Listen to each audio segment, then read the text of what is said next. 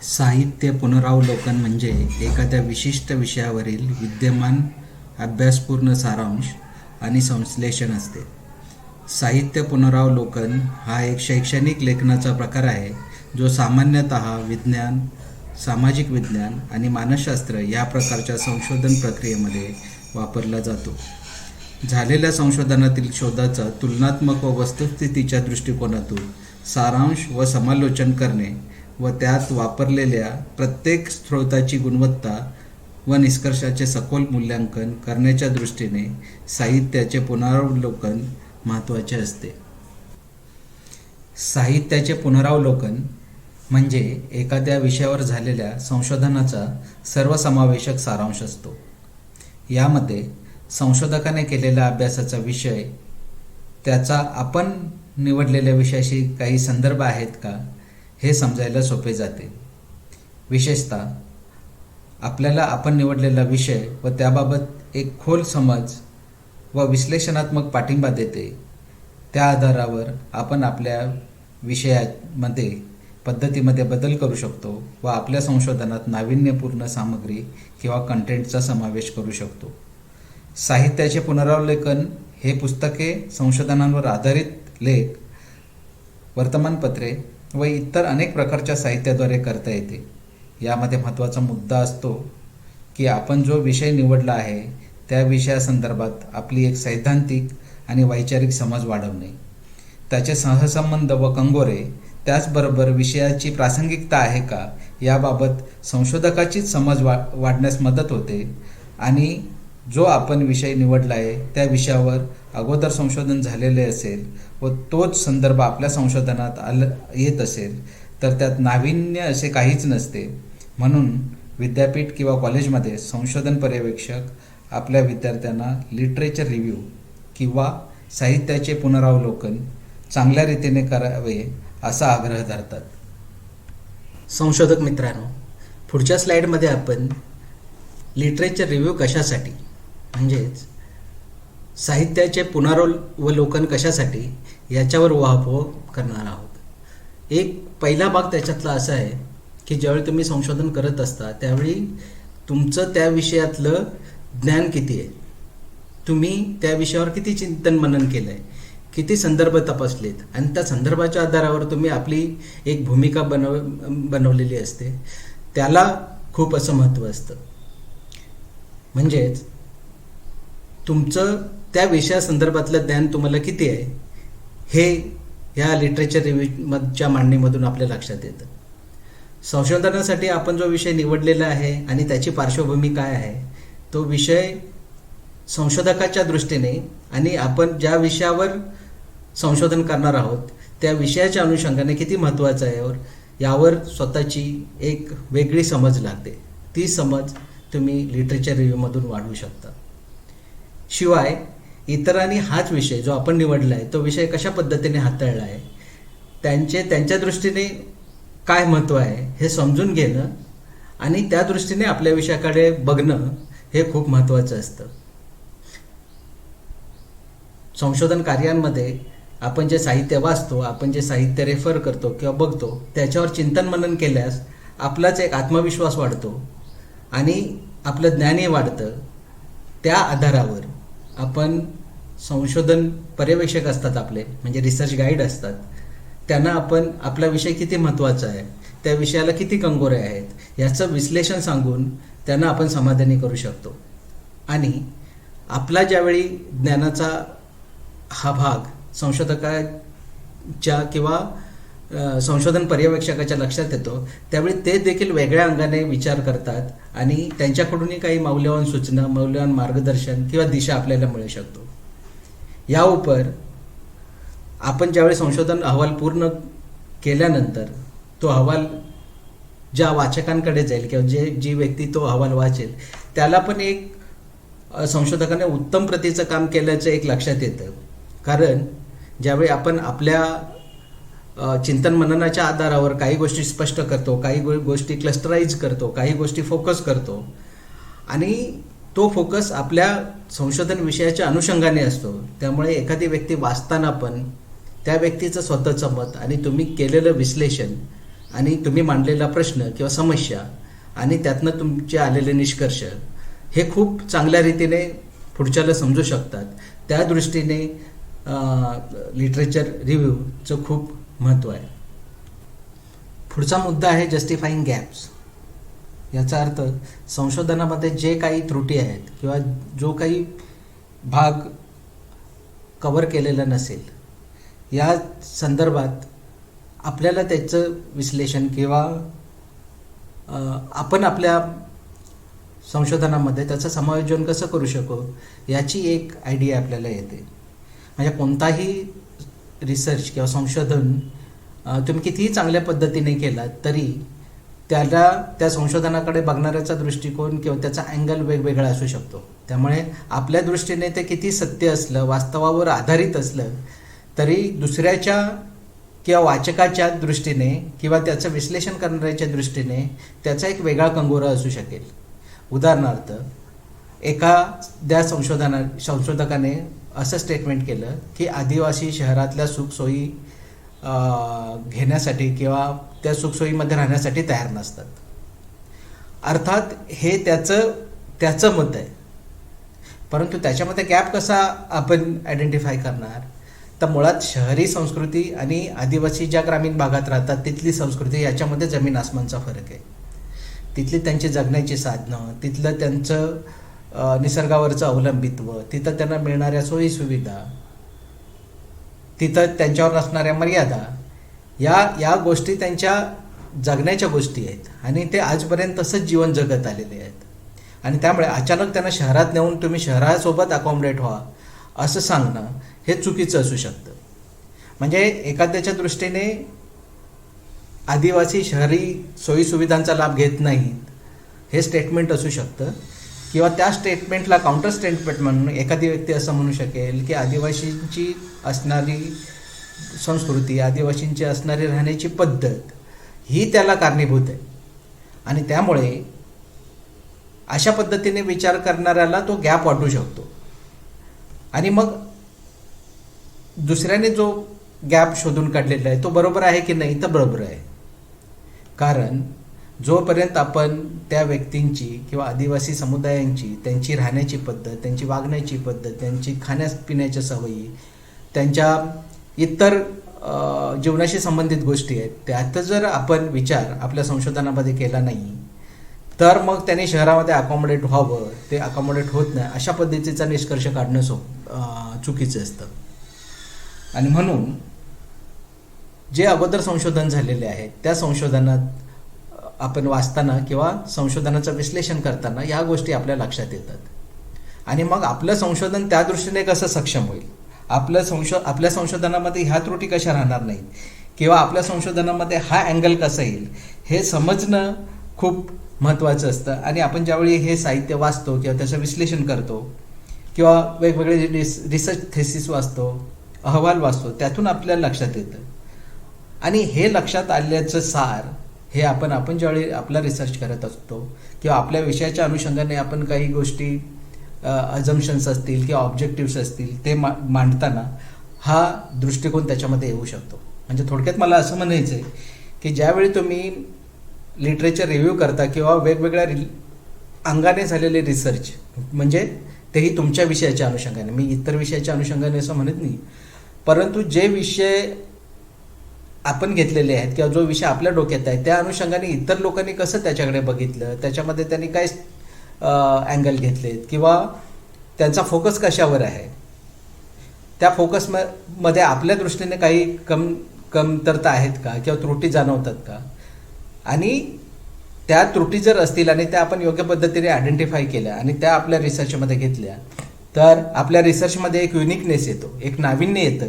आणि त्या दृष्टीने आपला रिसर्च हा एक चांगला रिसर्च किंवा आपण रिसर्च करण्याच्या पद्धतींमध्ये पण थोडा बहुत बदल करू शकतो. आणि आपण जे काय मांडायचं आहे आपल्याला, आपण जो काही विचार करतो, आपण जे काही तथ्य शोधणार आहोत त्याच्यासाठी आपल्याला योग्य दिशा किंवा योग्य मार्ग मिळतो. तर त्या दृष्टीने लिटरेचर रिव्ह्यूचं महत्त्व आहेच. हा झाला दुसरा मुद्दा की जे अगोदर संशोधन झालेलं आहे त्याच्यामधले गॅप्स काय आहेत, ते गॅप्स आपल्या आराखड्यामध्ये किंवा आपल्या विचारामध्ये कसं त्यांचं समायोजन करता येईल या दृष्टीने आहे. पुढचा मुद्दा आहे कन्सेप्च्युअल फ्रेमवर्क. म्हणजे आपल्याला संकल्पना आराखड्याविषयी अधिक माहिती मिळते. आपल्या अगोदर ज्यांनी आपल्या विषयासंबंधित अभ्यास केलेला आहे त्यांनी काही सिद्धांत, काही दुवे, परिणाम करणारे घटक किंवा संकल्पना मॉडेल मांडलेले असते आणि त्या मॉडेलच्या अनुषंगाने त्यांनी आपल्या पातळीवर, आपल्या अंगाने, आपल्या विचाराने, आपल्या सिद्धांताप्रमाणे त्याचं विवेचन केलेलं असतं. तर त्यामुळे आपण ज्यावेळी संदर्भ साहित्य वाचतो किंवा लिटरेचर रिव्ह्यू करतो त्यामध्ये आपल्याला आपण जो विचार करतोय किंवा आपला जो नियोजित संशोधनाचा आराखडा आहे आणि त्या विषयात मांडलेले सिद्धांत, संदर्भ किंवा दुवे किंवा परिणाम करणारे घटक कोणकोणते आहेत हे आपण मॅच करू शकतो किंवा आपण त्याच्यावर आपल्याला इन्साइट्स मिळू शकतात. त्यामुळे आपली अभ्यास प्रक्रिया अधिक स्पष्ट करण्यास मदत होते आणि याशिवाय इतरांच्या संशोधनांमध्ये त्यांनी त्यांच्या शोधकार्यात कोणते युक्तिवाद मांडलेले आहेत आणि त्यासाठी कोणकोणती साधने किंवा सिद्धांत वापरले आहेत, संदर्भ वापरले आहेत याचा आपल्याला अंदाज येतो. आणि संशोधनामध्ये केवळ संशोधकाचा युक्तिवाद मांडणं पुरेसे नाही तर आपल्याला त्या युक्तिवादाचे मूल्यांकन देखील करावे लागते आणि त्या मूल्यांकनाच्या आधारावर आपला संशोधन आराखडा किंवा आपण करत असलेले संशोधन हे वेगळे कसे आहे हे या लिटरेचर रिव्ह्यूमध्ये दाखवायला लागतं. दुसरा एक त्यातला महत्त्वाचा भाग आहे की ज्यावेळी आपण लिटरेचर रिव्ह्यू करत असतो त्यावेळी अगोदर संशोधन केलेले संशोधकाने वापरलेले स्रोत आणि त्याचे पुरावे, संकल्पना, आपला जो आराखडा आहे त्या आराखड्याच्या माध्यमातून तपासल्यास त्यात काय महत्त्वाचे आहेत आणि त्यात कच्चे दुवे कोणते आहेत, त्या रिसर्चमध्ये असतील किंवा आपल्या रिसर्चमध्ये असतील, कच्चे दुवे कोणते आहेत हे आपल्याला स्पष्टपणे कळते आणि त्या आधारावर आपण संशोधन विषयाकडे बघू शकतो. मुळात वेगवेगळे संशोधक हे वेगवेगळ्या पातळीवर विचार करत असतात. बऱ्याच वेळा मांडणीचं कौशल्य किंवा मांडणीची पद्धत ही वेगवेगळी असते. त्या पद्धती जर आपण वाचल्या किंवा समजून घेतल्या तर आपली मांडणीची किंवा आपण संशोधनाकडे बघण्याची एक जी आपली दिशा आहे किंवा आपली नजर आहे ती बदलू शकते आणि आपल्या डोक्यात एक संकल्पना चित्र उभं राहतं की एक्स व्यक्तीने केलेलं संशोधन हे या दिशेने जाते. ती दिशेचा फोकस आपला नसेल तर आपली दिशा ही कोणत्या दिशेने असायला पाहिजे किंवा आपला संकल्पना आराखडा कशा पद्धतीने पाहिजे की जो नाविन्यता आणेल, नवीन काहीतरी शोधल्याचं आपल्याला समाधान मिळेल आणि त्याच्यामध्ये आपण भरीव इनपुट ज्याला म्हणतात किंवा भरीव ज्ञान टाकू शकतो. म्हणजे एक लक्षात घ्यायला पाहिजे की सिमिलर टाईपचे जर रिसर्च झाले तर कुठलंही कॉलेज, कुठलंही युनिव्हर्सिटी मान्य करेल का? तर नाही. युनिव्हर्सिटी किंवा कॉलेज ज्यावेळी संशोधनाला प्रमोट करत असते किंवा त्यांच्या विद्यार्थ्यांनी वेगवेगळ्या विषयांवर संशोधन करावं अशी ज्यावेळी अपेक्षा असते त्यावेळी त्या विषयातून किंवा त्या संशोधनातून काहीतरी नवीन संकल्पना असेल, एखादी थेअरी असेल किंवा नवा एक मुद्दा जो धोरणात्मक पातळीवर किंवा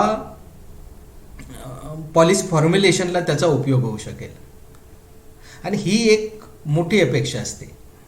आणि त्यामुळे आपण जर बाकीच्याने केलेले संशोधनं, बाकीच्याने मांडलेले सिद्धांत हे जर तपासले नाही आहेत, त्याच्यातल्या चांगल्या बाजू काय आहेत, त्याच्यातले गॅप्स कसे आपल्याला मिनिमाइज करता येतील आणि आपली मांडणीची पद्धत एका प्रोग्रेसिव्ह स्टेजकडे कशी जाईल हा विचार या अनुषंगाने आपल्या मनात येतो.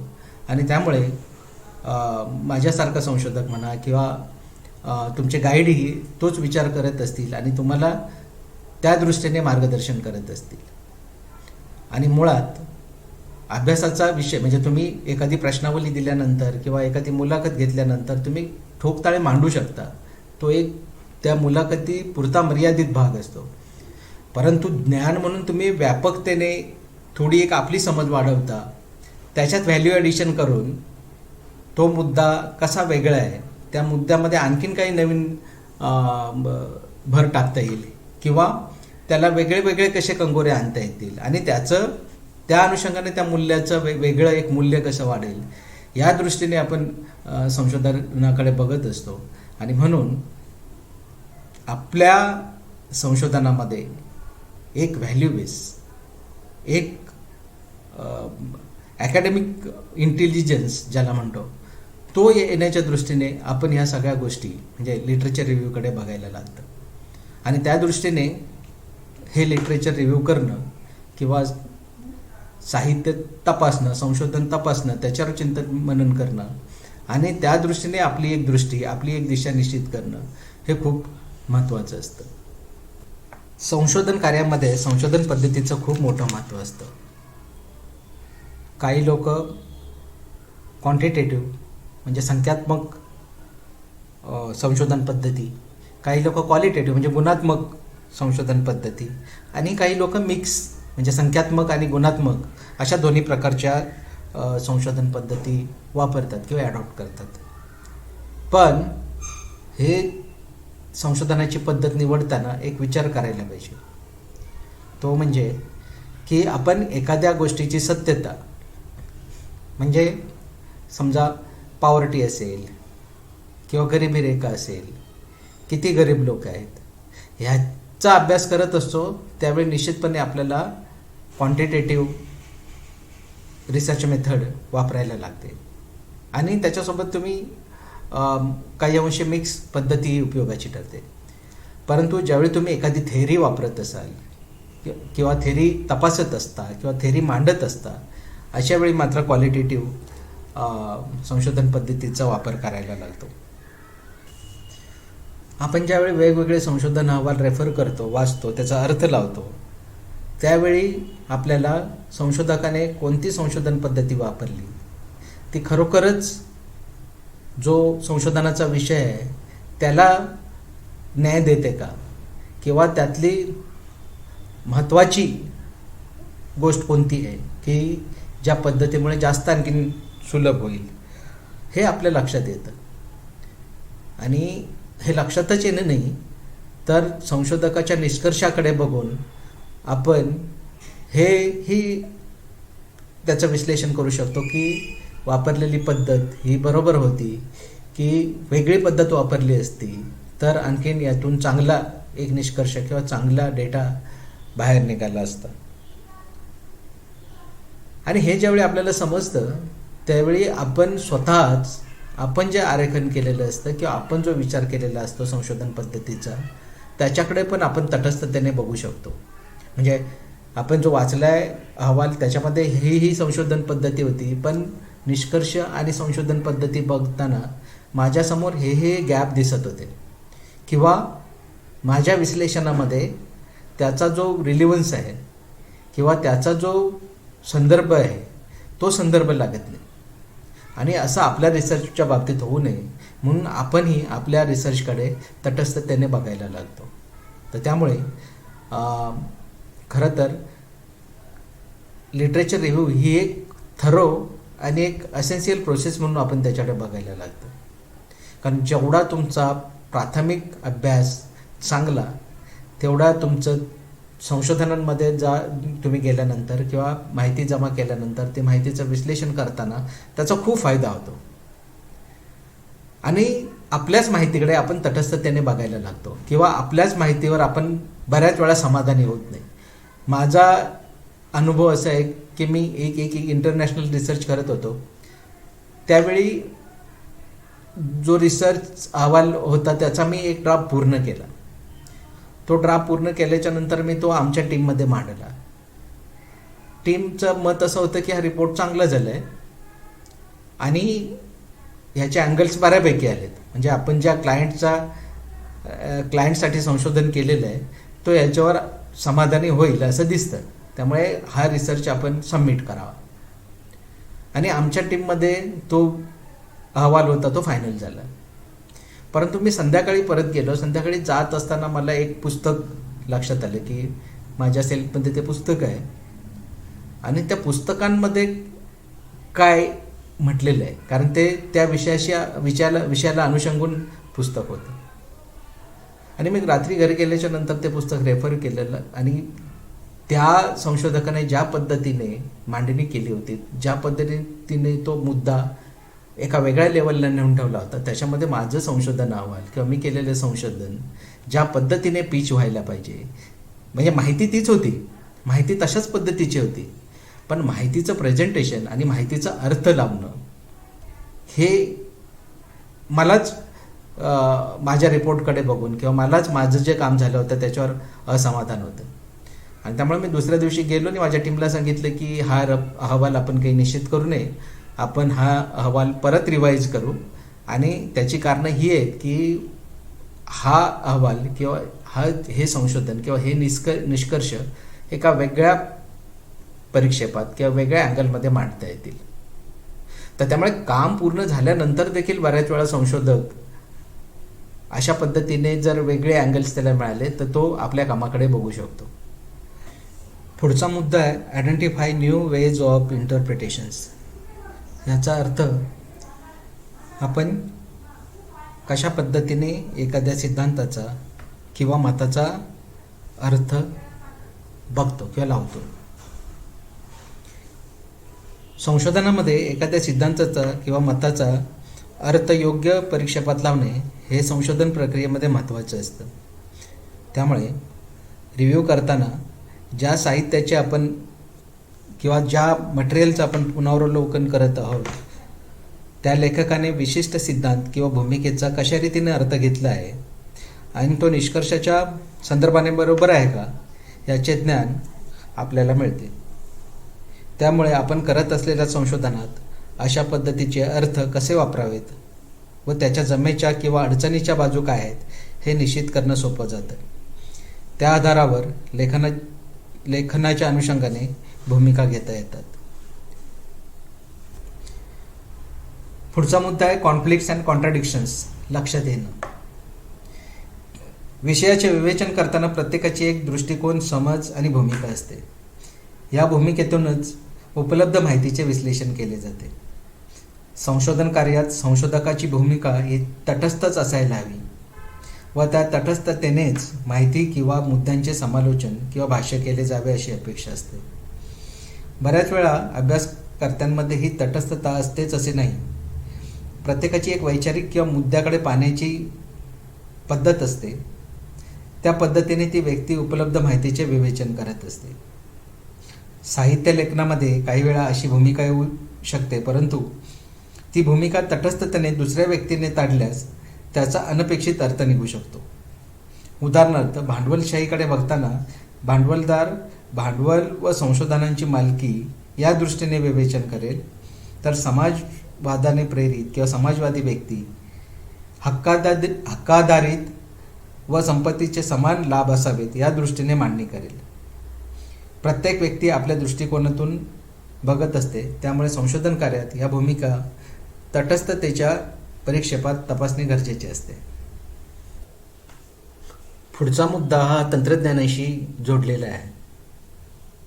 संशोधन कार्यात माहितीचे विश्लेषण किंवा माहिती जमा करण्यासाठी विशेष तंत्रज्ञान व पद्धती वापरली जाते.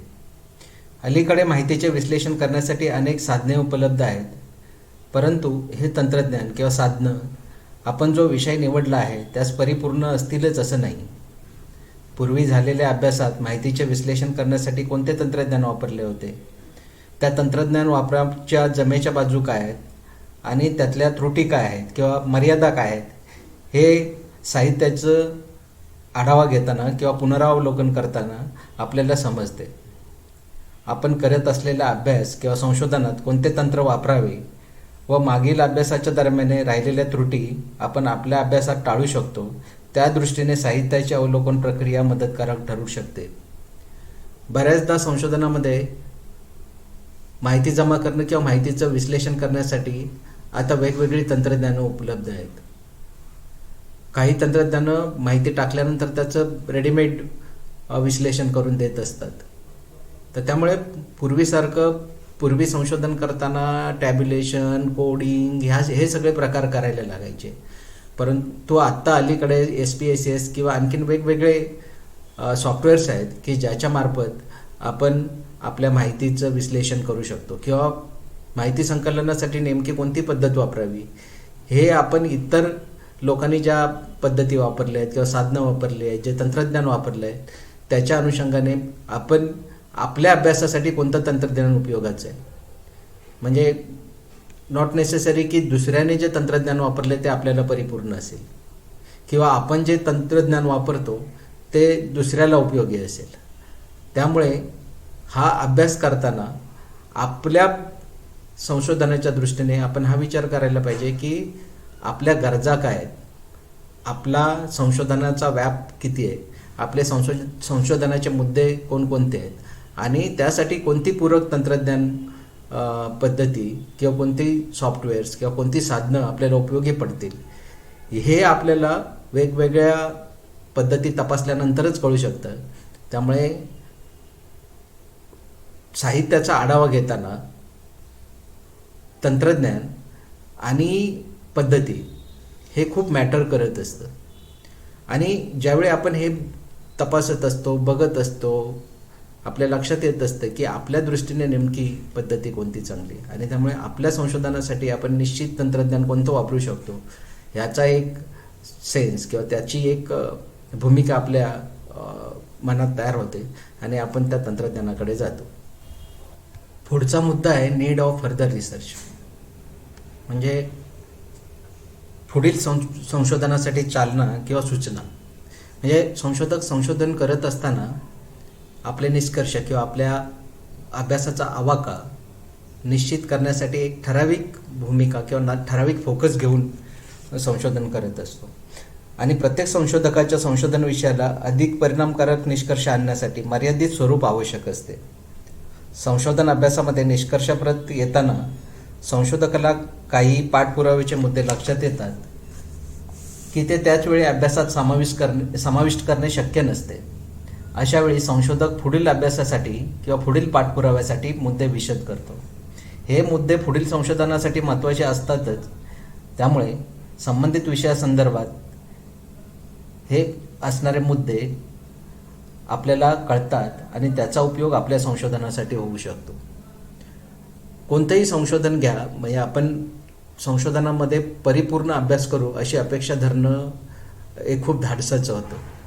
कारण संशोधन करताना आपण निवडलेला विषय त्या विषयाशी संबंधितच निष्कर्षापर्यंत आपल्याला पोहोचायचं असतं आणि संशोधन करतो म्हणजे आपण ज्ञान तयार करत असतो, नवीन काही मुद्दे आणण्याचा प्रयत्न करत असतो.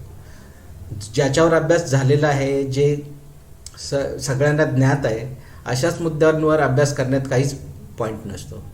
आणि त्यामुळे ज्यावेळी आपण अभ्यास करत जातो त्यावेळी आपल्याला वेगवेगळे कंगोरे किंवा नवीन नवीन ॲक्शन इंटरव्हेन्शनचे पॉईंट्स आपल्या लक्षात येत असतात आणि ते ज्यावेळी लक्षात येत असतात त्यावेळी आपला एक संशोधनाचा ढाचा तयार झालेला असतो आणि त्या ढाच्यामध्ये बदल करणं म्हणजे परत सुरुवातीपासून जाणं. आणि बऱ्याच वेळा असं जर केलं तर कदाचित आपल्या रिसर्चचा फोकस हा इकडे तिकडे जाऊ शकतो. तर त्यामुळे एक जो भाग आहे की ज्यावेळी ह्या गोष्टी लक्षात येत असतात त्यावेळी आपण रिसर्चमध्ये ठेवतो की मी किंवा संशोधक असा विचार करतो की मी ही लाईन घेऊन ह्या पातळीपर्यंत आलेलो आहे, परंतु त्याच्या पुढे जाण्यासाठी काही मुद्दे आहेत ज्याच्यावर एक स्वतंत्र संशोधन होऊ शकतं. ते मुद्दे जर आपण रिव्ह्यू करताना जर लक्षात घेतले तर आपला विषय शार्पन करण्यासाठी त्याची मदत होते. आता या अगोदर जी आपण चर्चा केली त्या चर्चेच्या अनुषंगाने काय फोकस पॉईंट येतात किंवा पॉवर पॉईंट्स काय काय येतात, तर एक पहिला मुद्दा येतो फोकस रिसर्च प्रॉब्लेम. म्हणजे आपण जो रिसर्चसाठी मुद्दा निवडलेला आहे तर त्याचा एक फोकस येतो. दुसरा जो मुद्दा आहे त्याच्यामध्ये enhance knowledge base on research problem. म्हणजे आपण ज्या विषयावर ज्या मुद्द्यांवर संशोधन करणार आहोत तर त्याच्या अनुषंगाने त्याला धरून आपलं एक ज्ञानवर्धन झालेलं असतं, एक आपला एक नॉलेजचा बेस वाढलेला असतो. हा दुसरा मुद्दा त्याच्यातून येतो. तिसरा मुद्दा आहे कॉन्टेक्स्चुअलायझिंग रिसर्च प्रॉब्लेम. म्हणजे आपण जो विषय निवडलेला आहे तो विषय एका कॉन्टेक्स्टमध्ये म्हणजे त्याचा एक सैद्धांतिक समज, त्याचा एक कॉन्टेक्स्ट सेट झालेला असतो.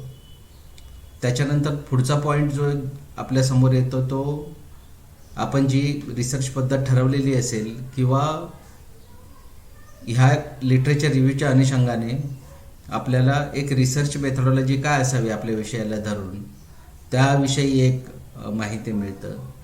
आणि पुढचा जो शेवटचा जो मुद्दा आहे पॉवर पॉईंट ज्याला म्हणू आपण, की आपण त्याच्यामध्ये सांख्यिकी आणि गुणात्मक माहिती कशी प्रोसेस करू शकतो किंवा त्याची प्रोसिजर कशी काय या अनुषंगाने आपल्याला एक आढावा मिळतो. तर त्यामुळे हे जे पॉईंट्स आहेत ते आपल्या रिसर्चच्या अनुषंगाने खूप महत्त्वाचे आहेत. आणि आपण जी चर्चा केलेली डिटेलमध्ये आता ह्याच्या अगोदर आपलं प्रेझेंटेशन किंवा चर्चा जी झालेली आहे त्याच्या अनुषंगाने हे 4-5 पॉईंट जे आहेत ते महत्त्वाचे आहेत. आणि त्या अनुषंगाने पुढच्या स्लाईड्समध्ये आपण त्याचे स्टेप्स काय आहेत, प्रोसिजर काय आहेत आणि पुढचे जे मुद्दे आहेत ते सविस्तरपणे समजून घेऊया. संदर्भ साहित्याचा आढावा घेताना जनरली जे संशोधक करतात ते 4 भागामध्ये ती प्रोसिजर्स केली जाते. काही लोक आणखीन त्याच्यामध्ये वेगवेगळे कंगोरे किंवा अँगल्स टाकत असतात. परंतु रिव्ह्यू ऑफ लिटरेचरच्या अनुषंगाने जे महत्त्वाचे जे 4 टप्पे आहेत त्या टप्प्यावर आज आपण विचार करणार आहोत. पहिला जो टप्पा आहे तो जे आत्ताचं जे तयार असलेलं लिटरेचर आहे आणि तेही आपण जो विषय निवडलेला आहे, आपल्या डोक्यात जो विषय आहे त्याच्या अनुषंगाने किंवा आपल्या आवडीच्या विषयाच्या अनुषंगाने जे लिटरेचर आहे ते जमा करणं. त्याच्यानंतर पुढची जी प्रोसिजर किंवा स्टेप आहे त्याच्यामध्ये जे जमा झालेलं आणि एकत्रित केलेलं लिटरेचर रिव्ह्यू करणं, वाचणं, म्हणजे त्याचं एक विश्लेषण करणं, आपण आपली मतं काय आहेत ती त्याच्यावर बनवणं.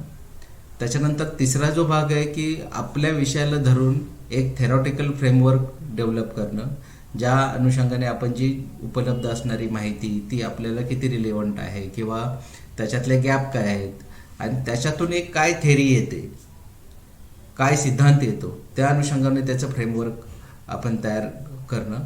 आणि चौथी जी स्टेप आहे त्याच्यामध्ये ॲक्च्युली लिटरेचर रिव्ह्यू आहे, जे आपलं मत आहे किंवा आपण शोधलेलं वेगळेपण किंवा आपल्या विषयाच्या अनुषंगाने इतरांनी काय संशोधन केलेले आहे, त्यातले गॅप्स कुठले आहेत आणि कुठले मुद्दे आपण फोकस करू इच्छितो या अनुषंगाने त्याचं लिहिणं, म्हणजे लिटरेचर रिव्ह्यू लिहिणं, डॉक्युमेंट लिहिणं, असे 4 टप्प्यांमध्ये आपण पुढच्या स्लाइड्समध्ये चर्चा करणार आहोत. आणि ह्याच्यामध्ये मग कोणकोणते मुद्दे येतात, कुठे कुठे साहित्य असतं, साहित्य कशा तऱ्हेने बघावं याचा आपण पुढच्या स्लाइडमध्ये विचार करणार आहोत.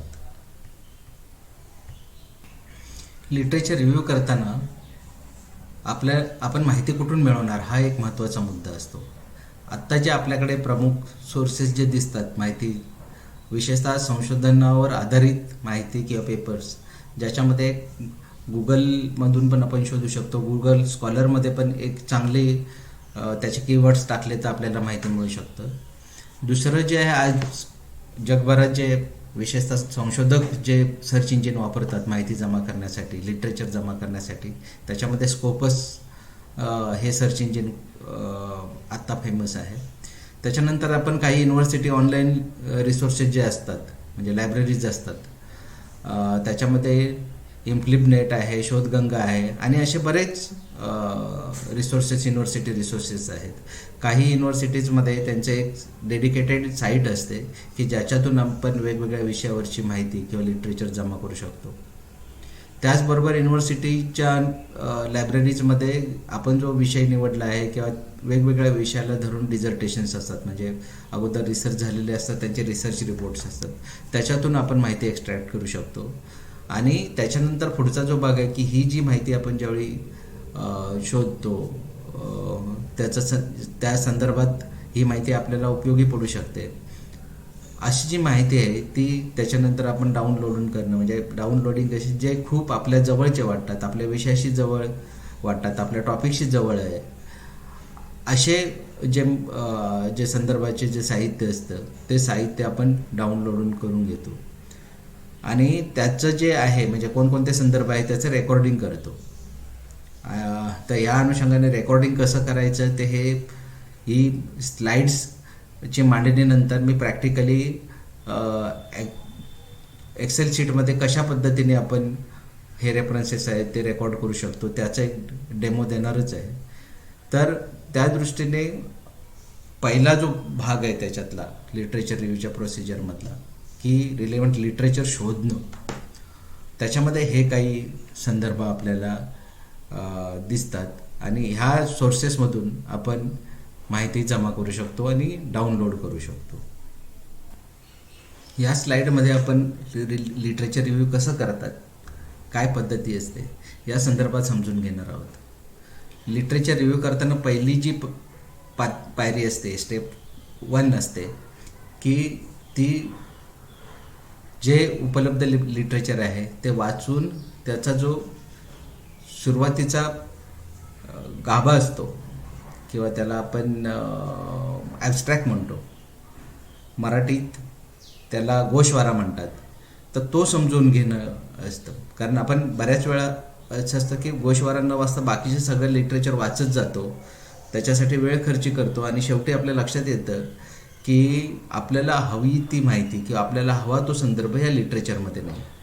म्हणून पहिल्यांदा जो संशोधन पेपर असेल किंवा थेसिस असेल किंवा जेही मटेरियल असेल तर त्याचा ॲब्स्ट्रॅक्ट अगोदर जो गोषवारा म्हणतो त्याला तो वाचून समजून घेणं गरजेचं असतं.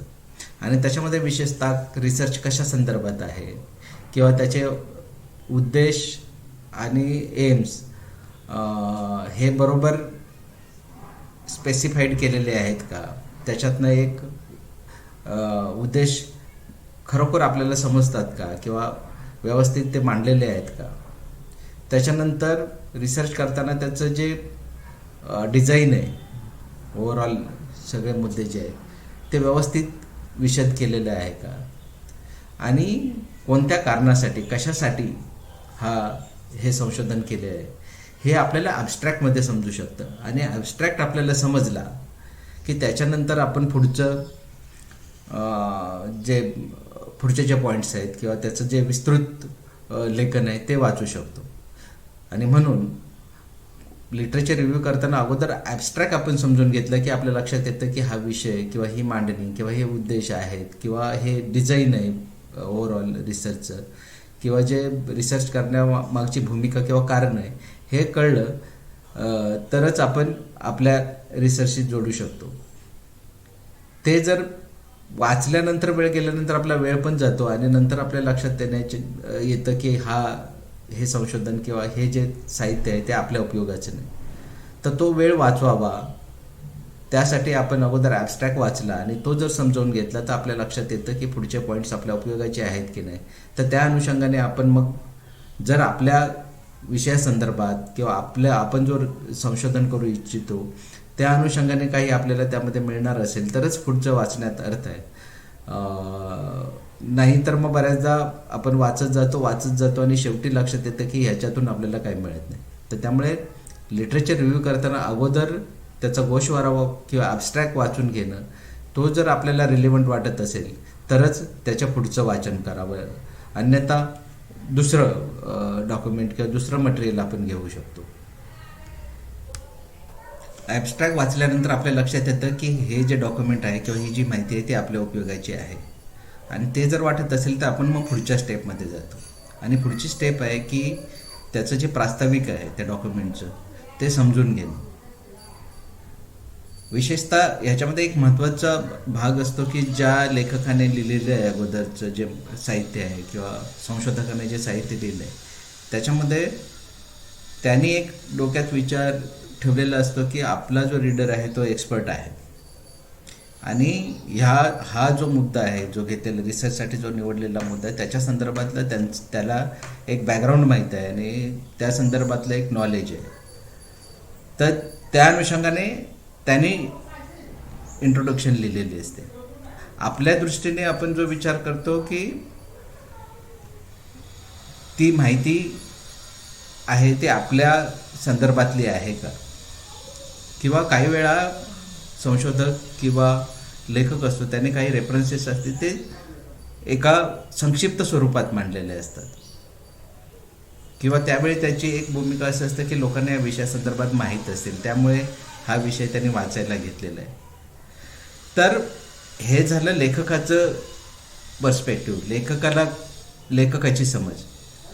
परंतु ही जी इंट्रोडक्शन वाचत असताना आपण एक तटस्थपणे त्याचं क्रिटिकली एक एनालिसिस करायला पाहिजे. म्हणजे त्यात त्यांनी जे इन्फॉर्मेशन मध्ये म्हटलेले अप्रोच बरोबर आहे का, किंवा जे माहिती आहे जी प्रास्ताविक आहे ते रिसर्चला धरून आहे की नाही, किंवा ती जी थीम रिसर्चमध्ये घेतलेली आहे ती ह्या रिसर्चसाठी ॲप्लिकेबल होते की नाही, हे आपण वाचताना आपल्या मनात एक क्रिटिक त्याच्यावर करायला लागतं.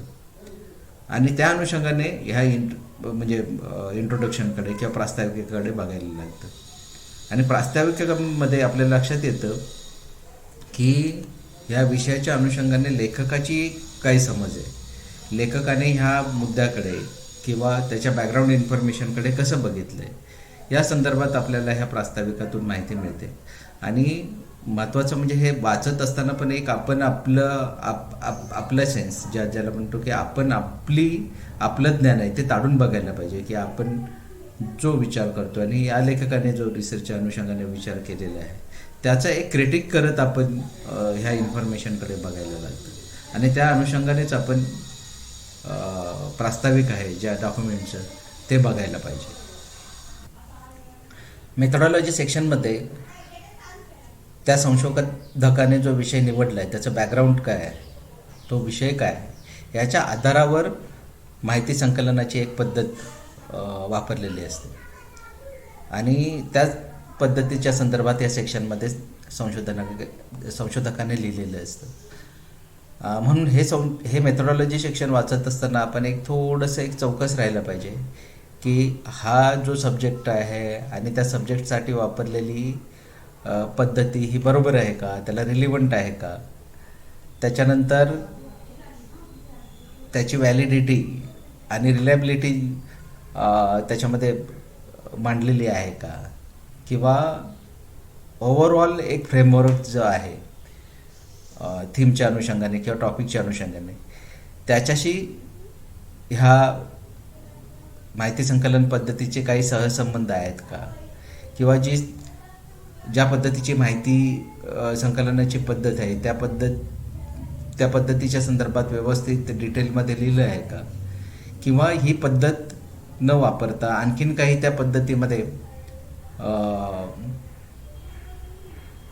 ॲडिशन होऊ शकतात का, किंवा अजून एका वेगळ्या पद्धतीनेही आपण मेथोडॉलॉजी वापरू शकतो का, या संदर्भात आपण एक स्वतःच एक चौकस बुद्धी ठेवून त्याचं वाचन करायला लागतं. आणि त्यामुळेच आपल्या लक्षात येईल की मग ही पद्धतीमध्ये जे काही गॅप्स आपण जे म्हणत होतो अगोदर, की आपण लिटरेचर रिव्ह्यू करताना गॅप्स आयडेंटिफाय करत असतो आणि ते गॅप्स आपल्या संशोधनामध्ये येऊ नये या दृष्टीने प्रत्येक स्टेपवर, प्रत्येक मुद्द्यांवर आपण एक चौकस पद्धतीने त्याच्याकडे बघायला, वाचतानाही आपल्या डोक्यात तो एक चौकस विचार गरजेचा असतो, जेणेकरून आपल्याला त्यातनं जे महत्त्वाचं आहे तेवढं घेता येईल आणि आपल्याशी रिलिव्हंट नाही त्याचं ते घेता नाही आलं तरी त्याचा एक संदर्भ आपल्याला आवश्यक असतो. त्या दृष्टीने हे मेथोडॉलॉजी सेक्शन आपण वाचायला पाहिजे आणि समजून घ्यायला पाहिजे. पुढची स्टेप आहे रिझल्ट सेक्शन वाचणं. आणि ह्या सेक्शनमध्ये विशेषतः जी माहिती असते त्याच्यामध्ये आलेले रिझल्ट, रिसर्च क्वेश्चन्स काय होते, हायपोथेसिस काय होते, ह्याचे लिंकेजेस किंवा कनेक्शन्स असतात.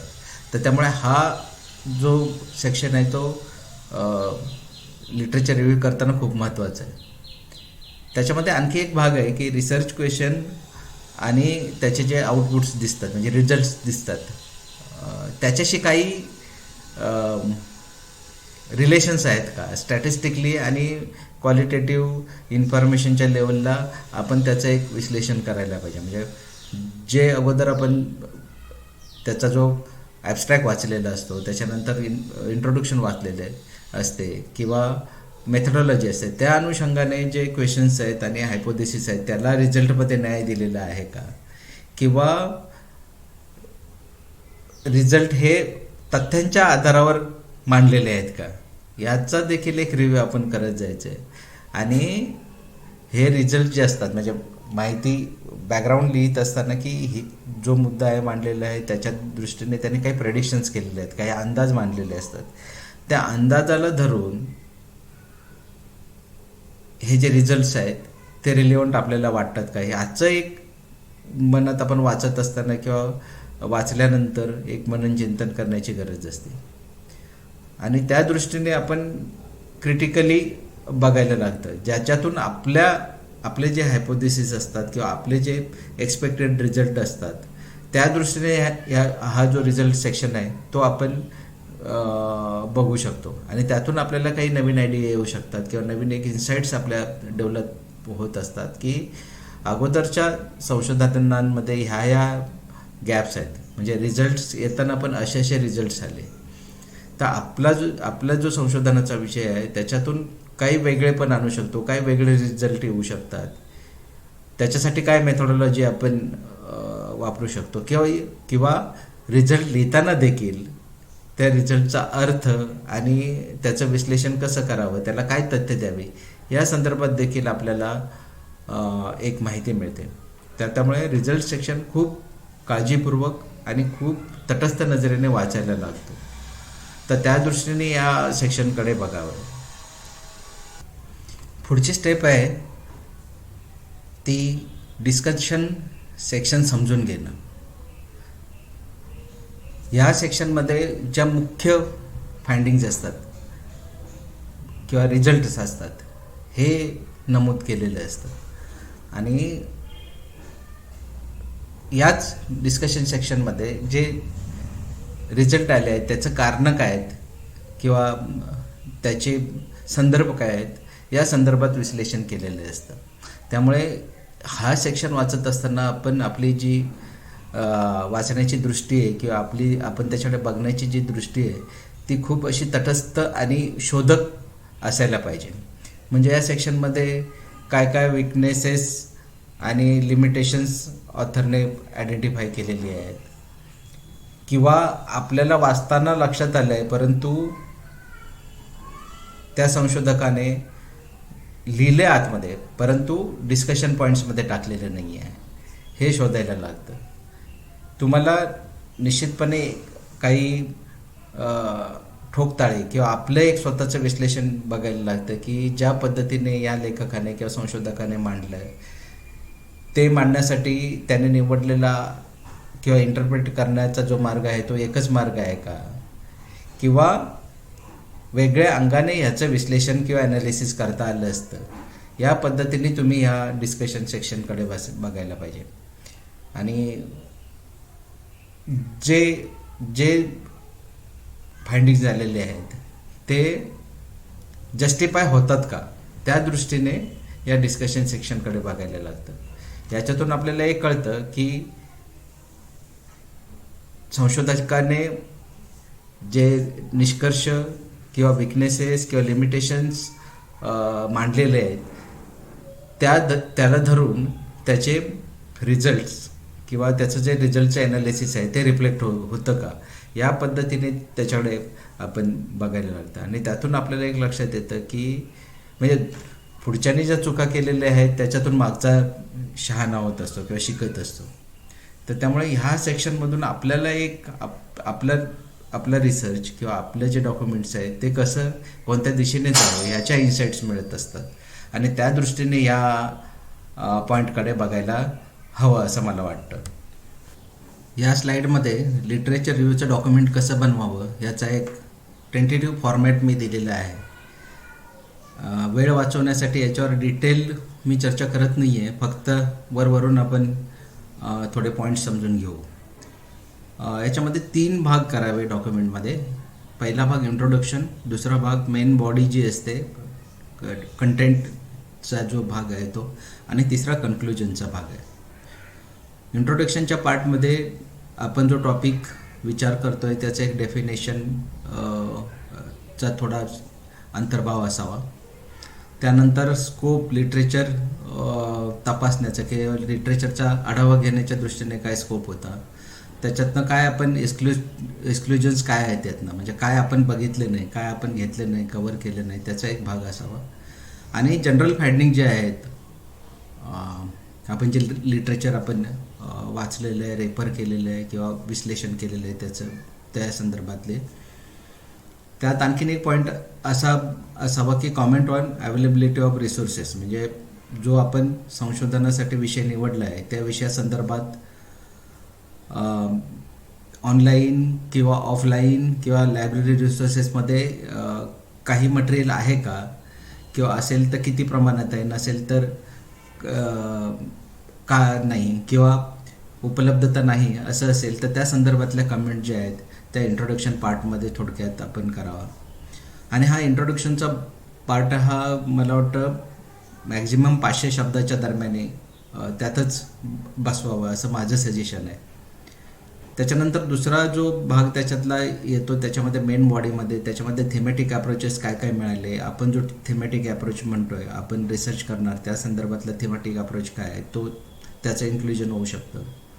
त्याच्यानंतर मेथडॉलॉजी आणि कन्क्लुजन्स त्याच्यामध्ये आपण टाकू शकतो, ज्याच्यामध्ये आपण जे लिटरेचर रिव्ह्यू केलं त्याच्यामधले गॅप काय आहेत, ॲक्युरसीच्या पॉईंट ऑफ व्ह्यूमध्ये हे लिटरेचर कसं होतं, हे लिटरेचरमधून आपण काय काय वगळलं आहे, किंवा लिटरेचरमध्ये जे मुद्दे जे आवश्यक होते ते आहेत की नाहीत या संदर्भातलं थोडं एक माहिती. त्याच्यानंतर लिटरेचरची डेप्थ, एरर्स काय आपल्याला दिसले का, आणि रिलिव्हन्स काय होता.